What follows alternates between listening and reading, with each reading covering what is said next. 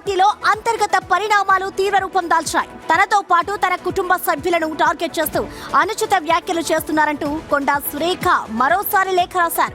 వారి వెనుక ఉన్న అసలు వ్యక్తులను గుర్తించి తక్షణమే చర్యలు తీసుకోవాలని డిమాండ్ చేశారు.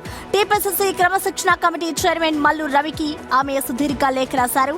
అయితే కమిటీ జారీ చేసిన నోటీసుకు ఇప్పటికే ఆన్సర్ సబ్మిట్ చేసినప్పటికీ కొందరు పార్టీ ప్రజాప్రతినిధులు, నాయకులు బహిరంగంగా తనను అవమానించడంపై ఆమె తీవ్ర ఆవేదన వ్యక్తం చేశారు.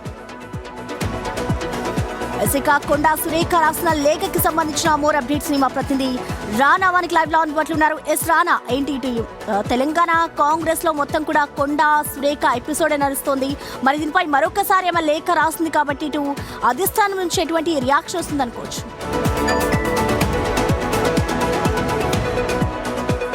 ప్రసన్న 2 రోజుల నుంచి కూడా అనేక మలుపులు తిరుగుతూనే ఉంది కొండా సురేఖ సంబంధించిన ఎపిసోడ్. ఇట్లా ఫైనల్గా ఇవాళ క్రమశిక్షణ సంఘానికి ఆమె లెటర్ రాస్తూ కొంచెం అటాకింగ్ మోడ్లోనే కనిపించిందని చెప్పొచ్చు. ఎందుకంటే ఆమె రాసినటువంటి కొన్ని వ్యాఖ్యలు, ప్రస్తావించినటువంటి అంశాలు కూడా కొంచెం పార్టీకి సంబంధించిన అంశాల్లో ఎవరో ఒక అదృశ్య శక్తి కావాలని నా పైన, నా కుటుంబం పైన దుష్ప్రచారం చేయడమే కాకుండా అవమానకరమైనటువంటి వ్యాఖ్యలు చేపిస్తున్నారు. కొంతమంది ఎమ్మెల్యేలతో కానీ అలాగే ఎమ్మెల్సీలతో కూడా ఇలాంటి వ్యాఖ్యలు చేపిస్తున్నారంటూ కూడా ఆమె బాధపడుతూ ఈ అదృశ్య శక్తి వెనక ఉన్నటువంటి వ్యక్తిని గుర్తించి మీరే చర్యలు తీసుకోండి అంటూ కూడా ఆ లేఖలో ఆమె సారాంశాన్ని చెప్పినటువంటి పరిస్థితి. అయితే దాంట్లో మరొక అంశాన్ని కూడా ఆమె చాలా క్లియర్గా రాశారు. పార్టీ క్రమశిక్షణపై నాకు పూర్తి గౌరవం ఉంది.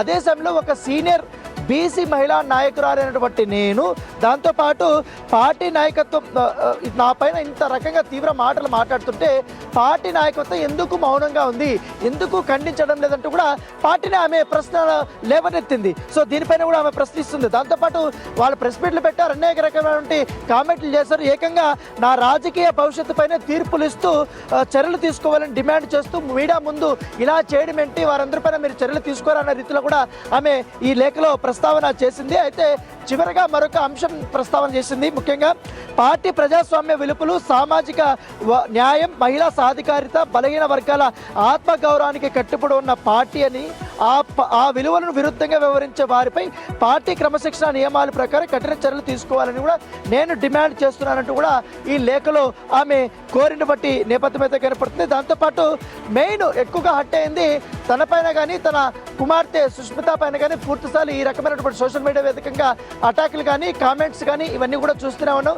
దాంతోపాటు ఎమ్మెల్యేలు కూడా బయటకు వచ్చి నా పైన కామెంట్ చేయడం ఏంటి, పైగా అంతర్గత కమిటీ విచారణ జరుగుతున్న సమయంలో ఇలా నా పైన దాడి చేయడం అంటే ఖచ్చితంగా దీన్ని పెద్ద కుట్రగానే పరిగణిస్తున్నారు. కాబట్టి ముందుగా వాళ్ళని గుర్తించినట్టు కూడా ఆమె అటాకింగ్ మూడ్లోనే ఈ లెటర్ రాసిందిగా మనం చూడాల్సిన అవసరం ఉంది. Right Rana, thank you.